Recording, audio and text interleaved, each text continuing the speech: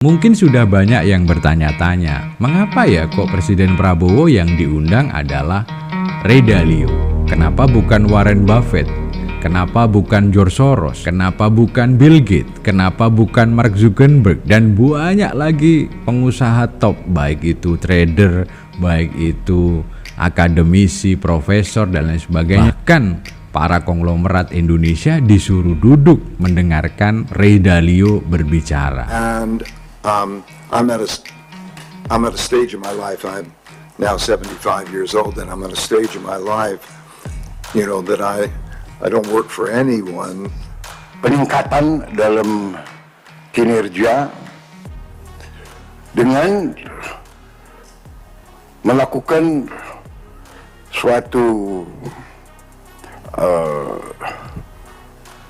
perbaikan di mana perlu perbaikan. Nah, sekarang kita akan analisis mengapa Presiden Prabowo justru yang didatangkan adalah Ray Dalio. Apalagi tampak ya begitu spesialnya Ray Dalio ini di mata Presiden Prabowo, sampai para konglomerat itu disuruh didudukkan berlingkar ya rame-rame dan disuruh mendengarkan apa ucapan-ucapan, lecture-lecture apa yang akan diberikan Ray Dalio.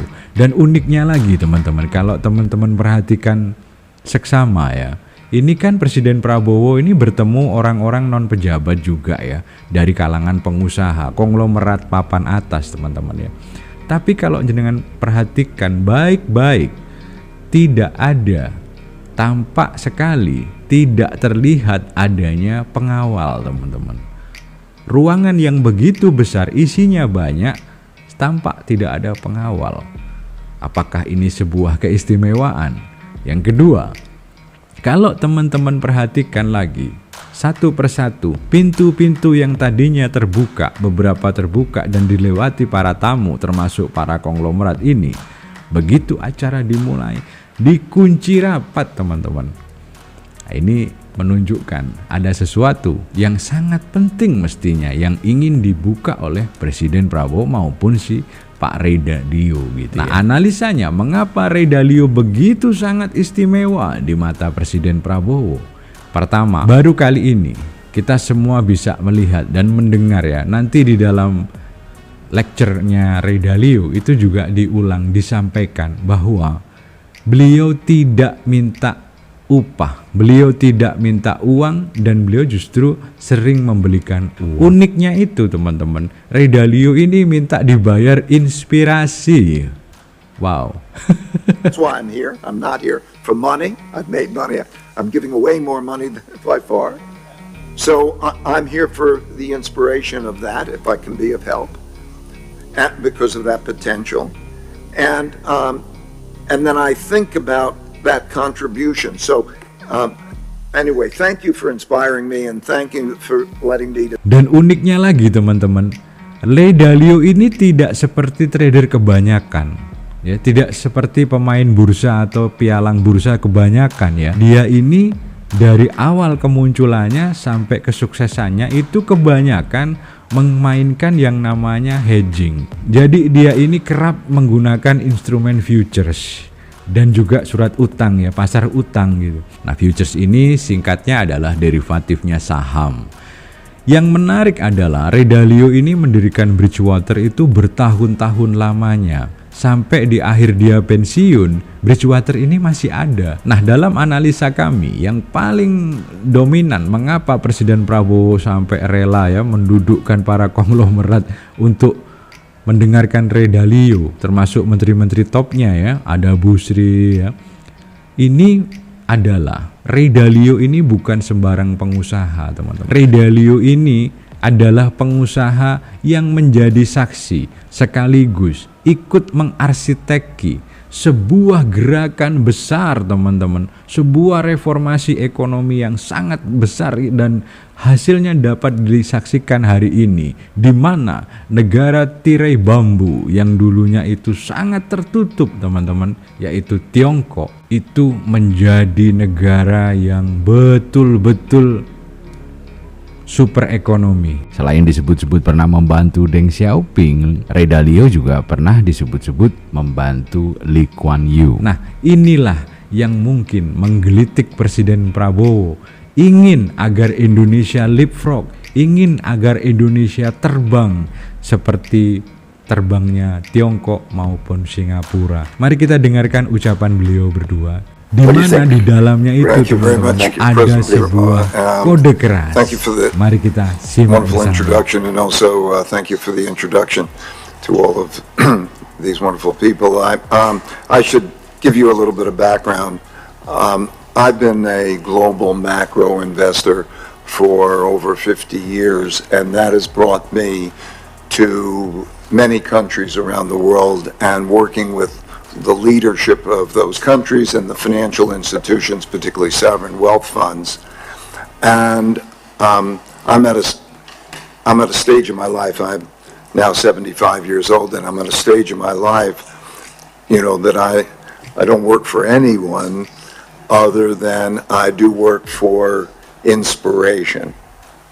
And I see in Indonesia, and I see in President Prabowo, what I saw when I was involved in China starting in 1984 when Deng Xiaoping came in, and what I've seen when Lee Kuan Yew came in, and what I'm seeing with great leaders who have the capacity to take a country that has enormous potential and is on the brink of a transition and make it into something that's quite unique. And I measure the potential and the strengths of countries by statistics, like a health index. I have literally health indices of countries that I have used to project their next 10 years growth rates. And there's a number of ingredients. If you'd like me to get into that, I'd be happy to get into those ingredients. But there are a number of ingredients that show that Indonesia is at one of those takeoff points, that it has potential, great potential for being changed and having an extraordinary future. Those ingredients include a relatively low debt level, ability to have capital that can be invested to create that takeoff point. Because once there can be capital formation that is put with this high potential, you get a takeoff point that's taking place in countries repeatedly. Nah, ini kode kerasnya teman-teman. Jadi kata-kata lepas landas ini itu dulu sangat tahun 80-an, 70-an, 90-an itu sangat lekang di telinga masyarakat. Kemudian Ray Dalio itu menjelaskan bagaimana lepas landas itu bisa dilakukan gitu ya, dengan cara melakukan formasi modal, teman-teman. Jadi ada alokasi modal yang besar-besaran mendorong ini semuanya, teman-teman. Yang jelas pasti ada sesuatu yang sedang dirancang oleh Presiden Prabowo gitu ya. Yang pasti ini ada kaitannya dengan tahapan lepas landas gitu. Jadi dulu itu ada namanya repelita, teman-teman ya. Nah, di tahap terakhir itu dilakukan yang namanya lepas landas gitu. Kita tunggu saja apa yang akan dilaksanakan oleh pimpinan-pimpinan kita. Kita doakan yang terbaik dan kita dengarkan sisanya. Terima kasih teman-teman. And there are a number of such measures that show great potential. And then there are obstacles that have to be overcome. And these measures show these types of obstacles. For example, bureaucratic obstacles, the ease of setting up a business, the entrepreneurship, the capital formation, corruption, many of those. And through my experiences, I have had real world experiences in these countries, China, Singapore, a number of countries, in which I saw how those transitions took place. I know what they're like.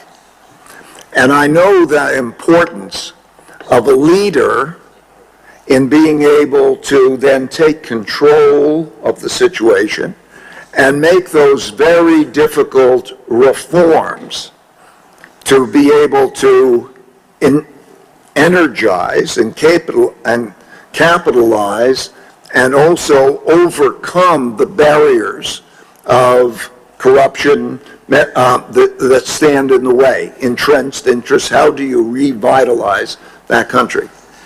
And from speaking to President Prabowo, I think he can be that man.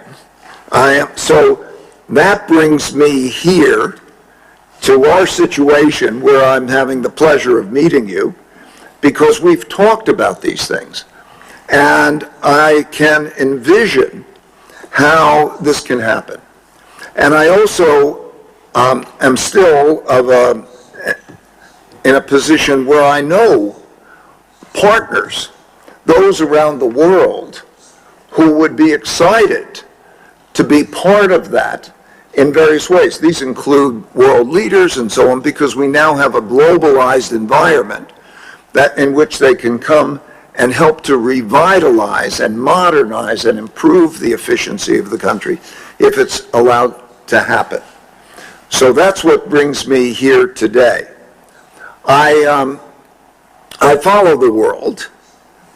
I bet on what's going to happen. I'm not an academic. I'm a professional global macro investor. And so I know these things. I bet on these things. And when I'm looking at this situation, I think that that potential exists. So we have the pleasure of being able to do that. I think that there are 5 factors that are now taking place in the world that everybody must pay attention to, that are driving the changes in the world order. People ask me, how is the world order changing? How do I make sense of what is happening?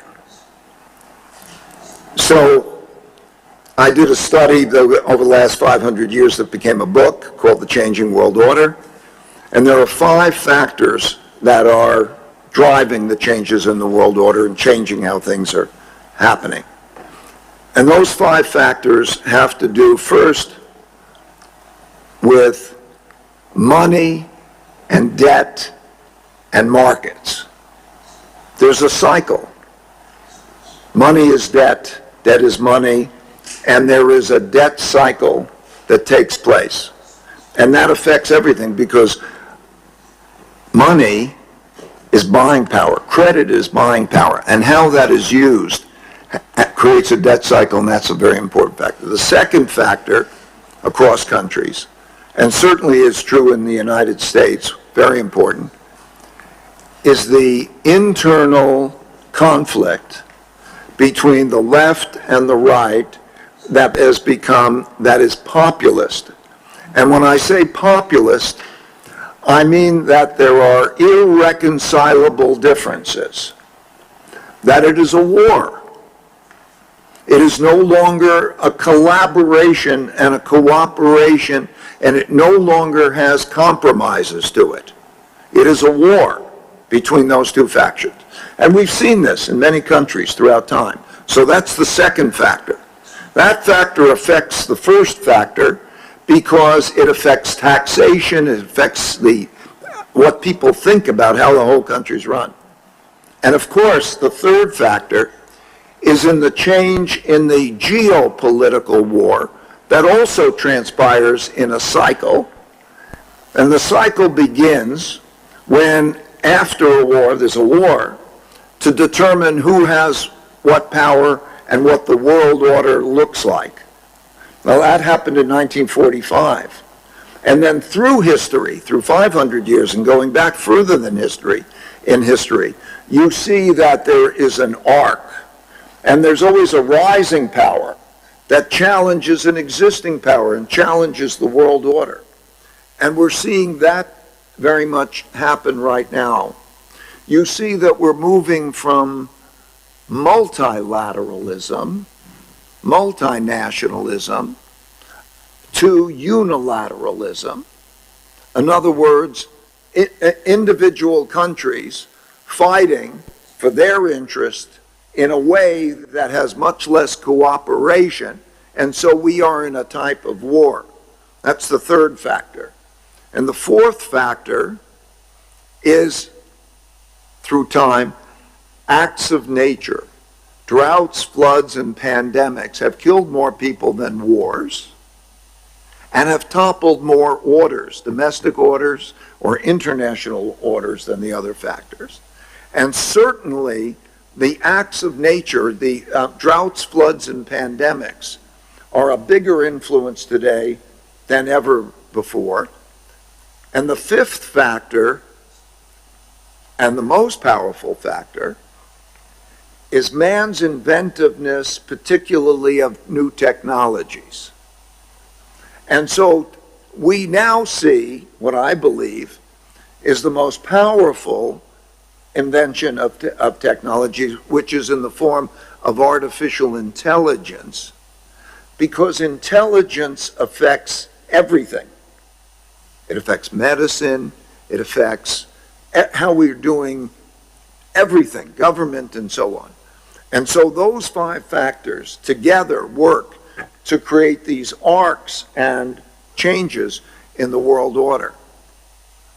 I've talked too long, but I want to then say that I'm here because I'm inspired by what you can do together and the potential that exists if you can overcome those challenges here.